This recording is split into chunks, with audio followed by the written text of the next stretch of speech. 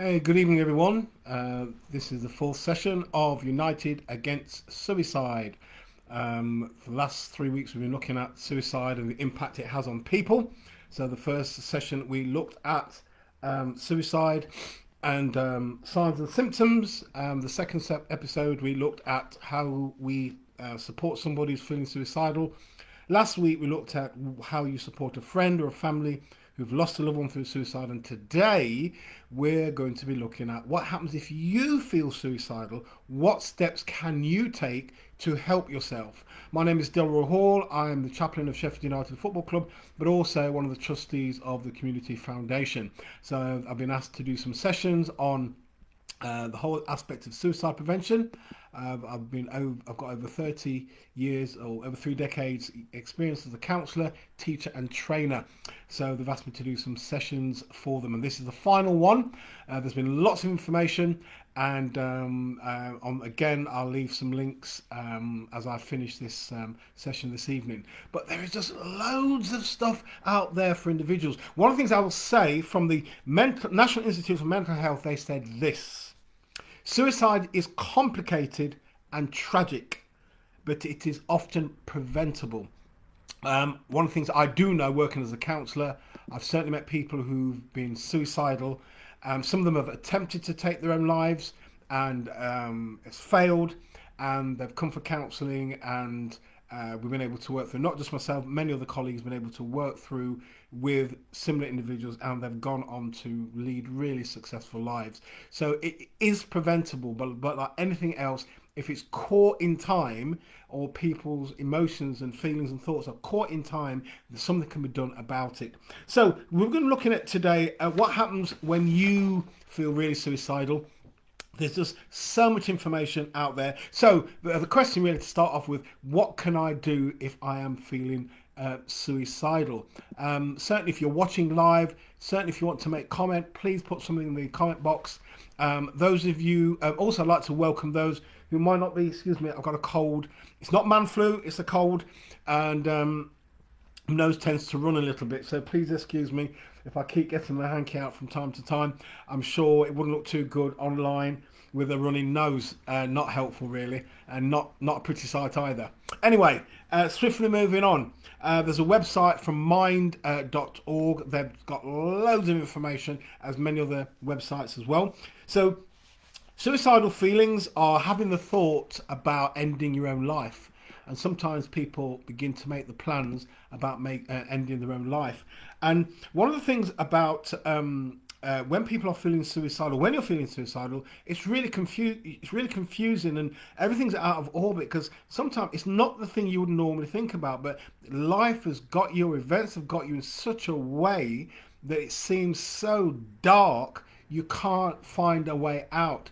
And so it's confusing, it's scary and terrifying, but let me assure you that those feelings and thoughts don't last forever, and they're far more common than you think. Quite often when we're going through a crisis, we think we're the only ones that are going through them, but actually when you start to talk, when you start to open up, you realize lots of other people are experiencing and have experienced the same thing. Some people you'll see now, 20 years on, they will tell you the time in their life when it was dark, it was dismal, and you know the things that help, that kind of push people towards feeling suicidal: losing a job, losing a favourite auntie, or losing the parents, or a breakup of a relationship, or a terminal illness. For those who have been able to get the support they need, they've been able to survive and to have some really interesting lives. So this may be how you might be feeling. That didn't sound too clever, but this might be how you might be feeling if you're feeling suicidal. This helplessness, and very, very tearful. And sometimes people get to the place where they're crying, and sometimes they don't even know why they're crying. But everything just seems kind of out of control. And sometimes people have unbearable pain, and the pain does not go away, even with medication and so forth. And sometimes people feel that's the end of their life. And sometimes people feel useless. And it's those times when you hear those statements like, my family or my friends will be better off without me. Now, of course, that is not true.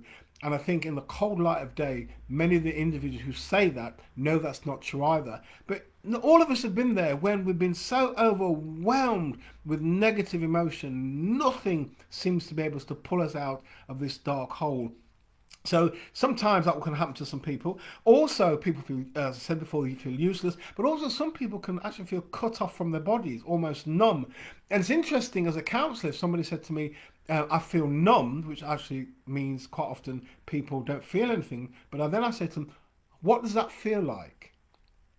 And sometimes people can ease out an explanation. But one of the things I say to folks, look, if you can't express how you feel in words, could you express how you feel in an image or a shape? What does it look like? What's the shape? What's the color? Does it smell? Has it got holes in it? And that can be really helpful in helping people to express how they feel.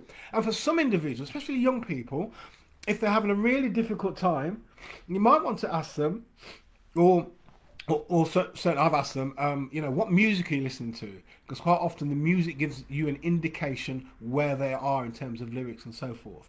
So this might be how you might be feeling, but also lately you might have found yourself a real preoccupation and fascination by death. Something that you thought was really morbid, but now it's something that really excites. There's a fascination around it, and it's almost kind of unusual and unnatural for you because that's not how you normally are. So these can be some of the signs of that you might be kind of getting to the place where you're thinking of taking your own life. I don't really need to go into any details in terms of the events that can cause people to take their own lives. There are so many, and I don't really need to spell them out. And it's not so much the event quite often. It's actually how you understand the event and what happens inside of you that causes you to go down this particular road, wanting to end your own life. So if coupled with the feelings, these might be some of the things that you're experiencing. Poor sleep. There's a change in your appetite. Food, you were somebody who really loved your food. Now sometimes you've perhaps gone off it, or now perhaps sometimes you're eating far too much. Also as well, when we get to that place where many people are feeling suicidal, there's self-neglect. You don't look after yourself as much as you'd rather do. You'd shower every day, you put on clean clothes, but now you're showering maybe once a week. You're not looking after yourself, you're not looking after your hair, the grooming has all gone out the window. So there's this whole kind of self-neglect that's kind of taking place. And sometimes you don't even know it's happening. Maybe somebody has to mention to you, "Hey, listen, I've noticed that you're not your kind of usual smart self. Is something going on?" So you might not even notice, but there's a kind of general self neglect. And one of the things you can start to do if you're feeling suicidal is start to avoid others. You don't want to be in the company of people who at one time you wanted to associate with. So you kind of avoid others and you kind of keep yourself to yourself. And also, if you are with people, there's a real struggle to talk to people. It's really difficult for you to express how you really feel to people. So that's something that you might need to be aware of if you find yourself distancing yourself from people who you'd really want to know and get to know. But also, there's something about self-harming. Again, it's not anything you'd normally do, but you find yourself, there's this impulse, there's this urge to self-harm, and normally you're somebody very proud of yourself, your upkeep and all the rest of it, and all of a sudden that is now turning into self-loathing. You're beginning to hate who you are, and there doesn't seem to be an escape or a way out from how you're actually feeling. Those are some of the markers you need to look at in terms of you may be contemplating your own life.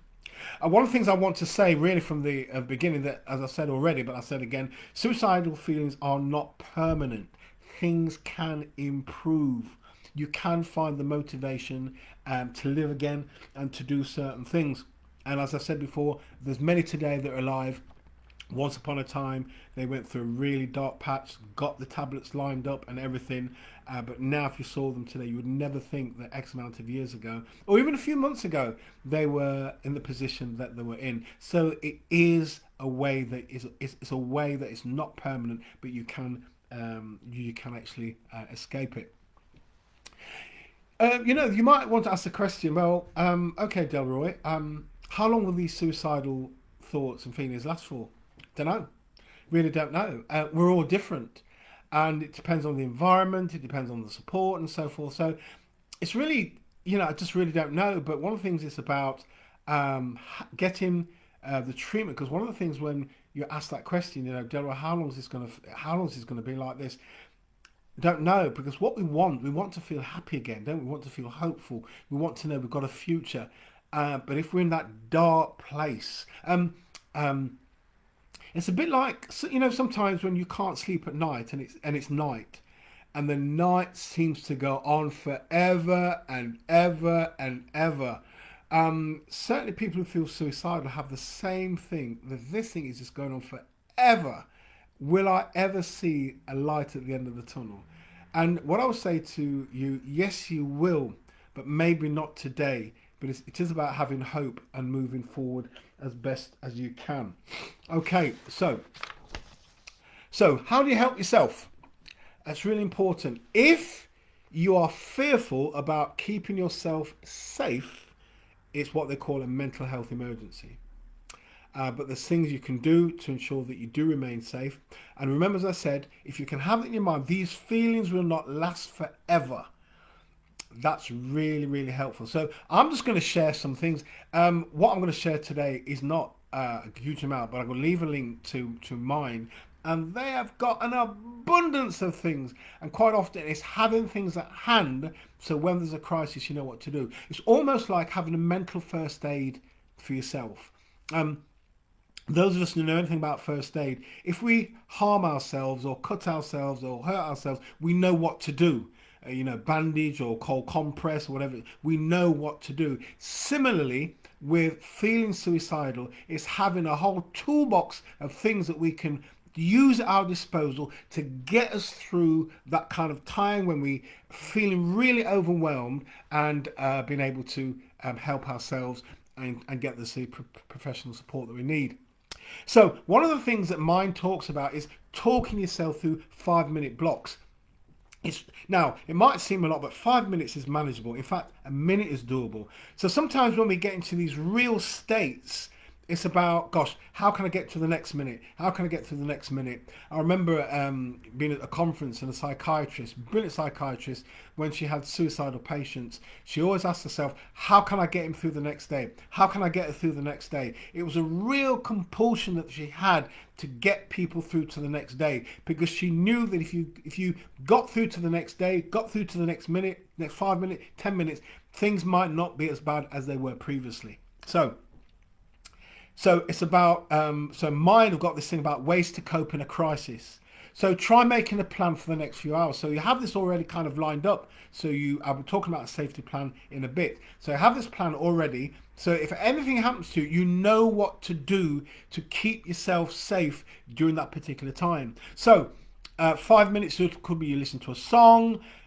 Breathing meditation is really good because it slows everything down. Breathing goes down. Now, this seems really difficult, but it's about having something in place, a safety net in place, so when you get to that place of feeling suicidal, you know what to do. Quite often when people get to that state, they've not had a plan in terms of looking after themselves, and quite often they act out on what they do. And sometimes why some people attempt to take their own lives, they've never learned any coping strategies, and quite often that happened from the home in which they were raised. When things happen in the home, parents either kicked off or parents broke down, so the child never grew up never knowing how to deal with difficulties, never learnt coping mechanisms, and so forth. So breathing meditation is really important. I've spoken about box breathing before, certainly in other broadcasts. This whole thing taught by the Navy SEALs. If you can imagine a box, and you inhale for 4 seconds, hold for 4 seconds, exhale for 4 seconds, hold for 4 seconds, and you do that for 2 or 3 minutes or even 5 minutes. It's amazing. Breathing is a whole not industry, but there's a whole science around breathing and breathing properly. And if we breathe properly, the great things that it can do for us as we kind of live. And certainly when we're in a crisis, what we want to do is to bring things down so that we can function quite well. There's a body scan, again, slowing things down. You do a body scan, literally, like you kind of, you see your body outstretched, or you might be in a chair, and right from the crown of your head to the sole of your feet, you go right through your body, relaxing everything that can be relaxed. You relax your earlobes, you relax your jaw, relax your neck and your shoulders, and your arms and your waist and your hips. You go through it really slowly, a form of distraction, but it's slowing things down for you. Some people have even recommended during the crisis.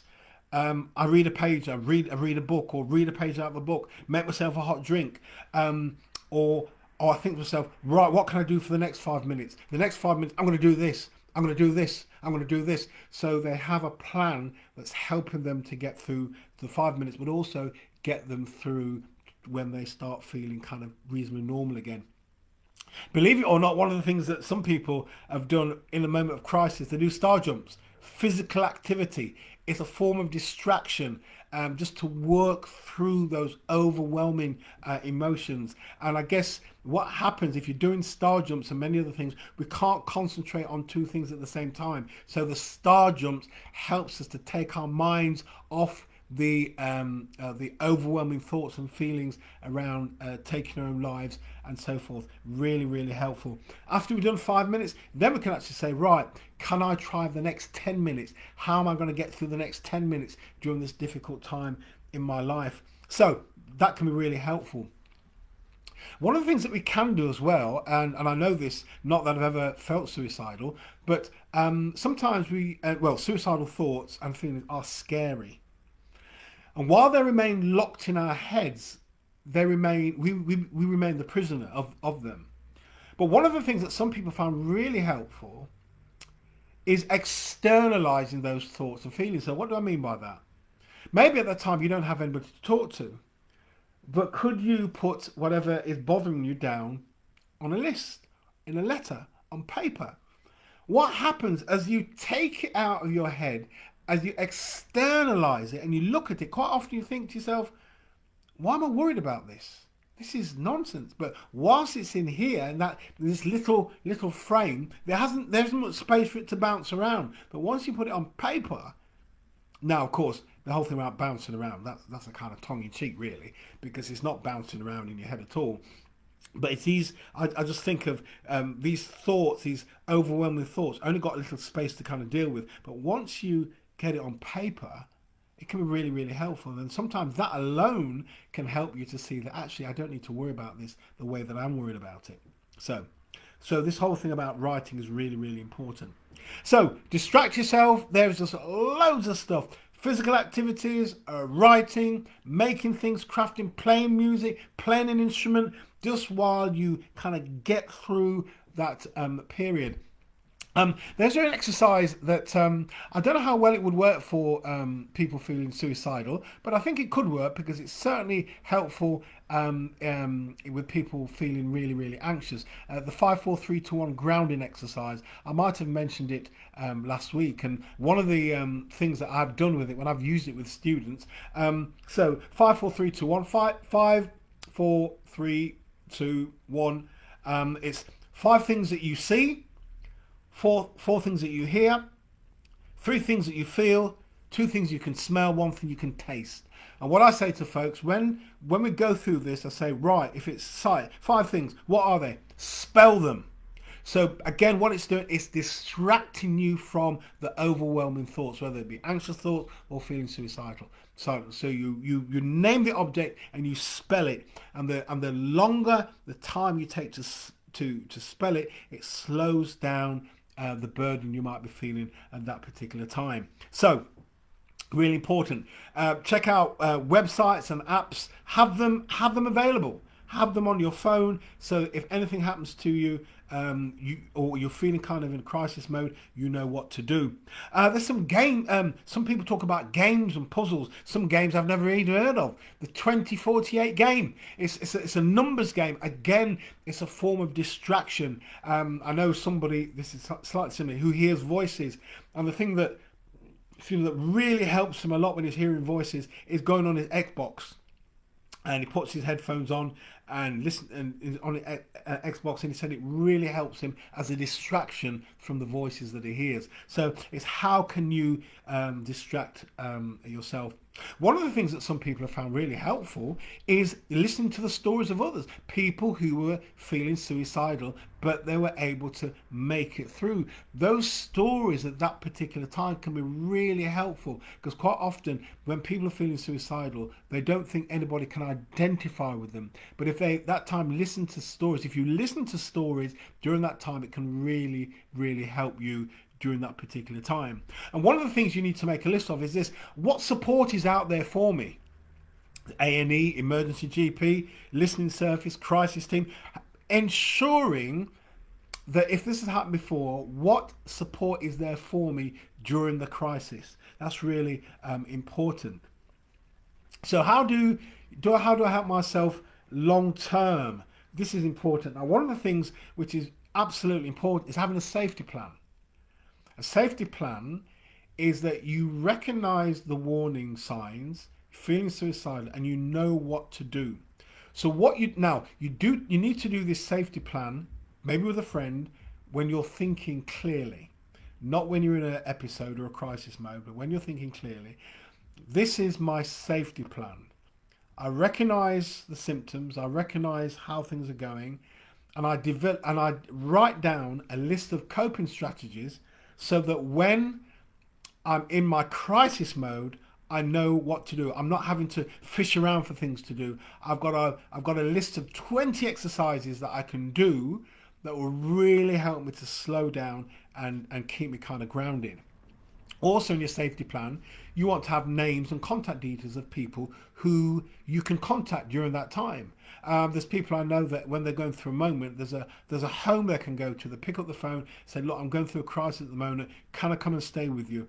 And the answer is yes. In some friends, they give them the key to their house to let them know whenever you want to come, this is the key, come when you're ready. So some homes, it depends on the friendship of course, actually make that available for people.